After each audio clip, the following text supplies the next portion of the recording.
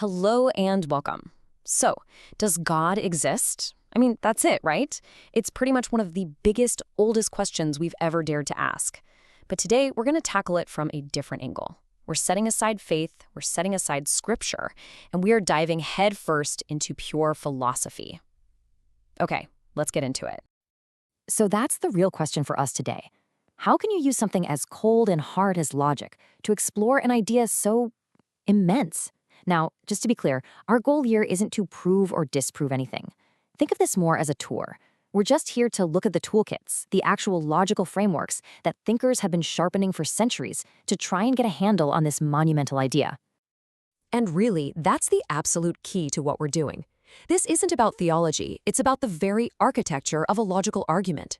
We're going to see how some of history's greatest minds tried to build a case for God using the same kind of principles you'd use to solve a puzzle or a math problem. It's fascinating stuff. So here's our game plan. First, we'll set the stage with the enduring question. Then we're jumping into the deep end with arguments from pure logic. After that, we'll go looking for clues in the cosmos itself. Then we'll turn inward with what I'm calling the human equation. And finally, we'll tie it all together and talk about reason, faith, and proof. Okay, so let's start with the enduring question. Why have these arguments stuck around for so long? Well, I think it's because they're trying to do something incredible. They're attempting to build a bridge between the world we can see and touch and the world we can only wonder about. Between the known and the maybe unknowable.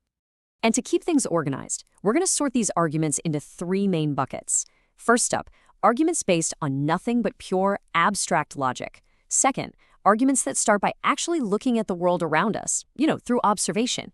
And third, arguments that look inward, to the one thing we all share, our own human experience. All right, first stop, the argument from pure logic. I want you to think of this as the ultimate philosophical brain teaser. It's an argument that says you don't need a telescope, you don't need a microscope, you don't need any evidence from the outside world at all. All you need is your own mind. And its official name is the ontological argument. Now, that fancy Latin phrase, a priori, all it really means is from reason alone, not from experience. The entire argument tries to unfold from just one single starting point, the very definition of the word God. So how in the world does this actually work? Well, a philosopher way back in the 11th century named Saint Anselm laid it out. Okay, follow me here. Step 1. Just in your mind, conceive of the greatest, most perfect being you can possibly imagine. Got it? Good. Step 2.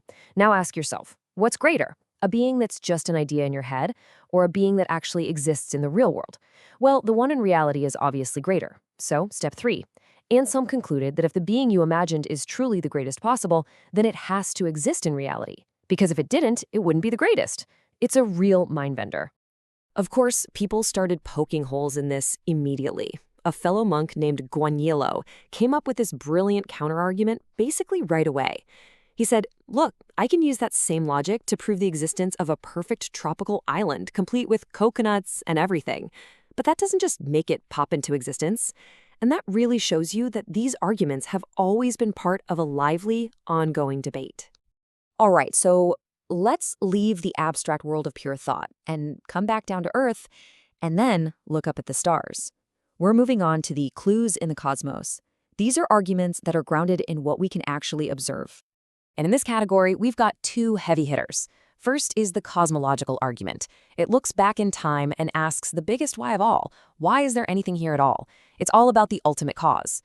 Then you have the teleological argument, which looks at the universe as it is right now and asks, why is everything so orderly, so complex? This one focuses on design. So cause versus design, two totally different ways of looking at the same cosmos. The cosmological argument is probably better known as the first cause argument.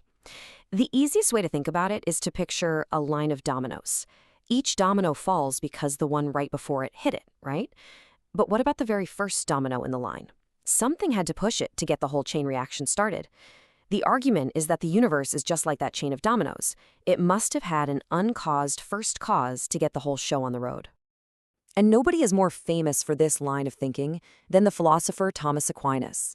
He was a powerhouse. He didn't just come up with one version of this argument. He developed what he called his 5 ways to argue for God's existence. As you can see, they ranged from an unmoved mover all the way to an argument based on the idea of perfection itself. Okay, now let's get to that second argument from the cosmos, the teleological argument, or the argument from design. And this one is almost always explained with a really simple but powerful analogy.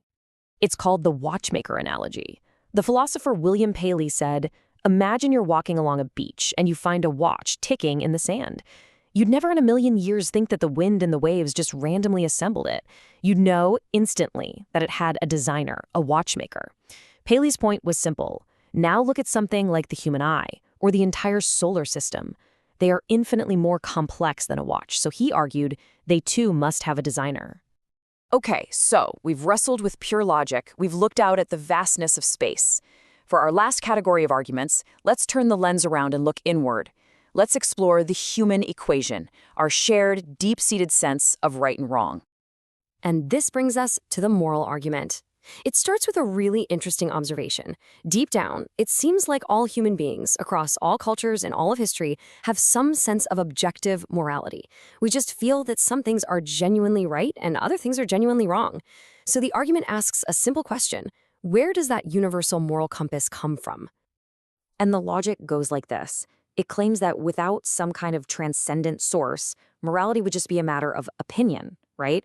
It would just be what I think versus what you think. But, and this is the crucial part, we don't actually live like that.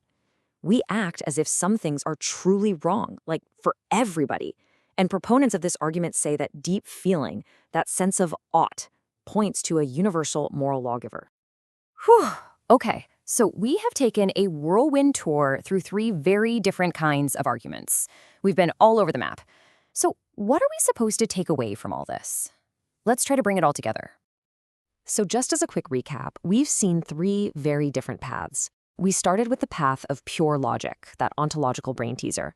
Then we took the path of observation, looking out at the cosmos for clues about a first cause or a grand design.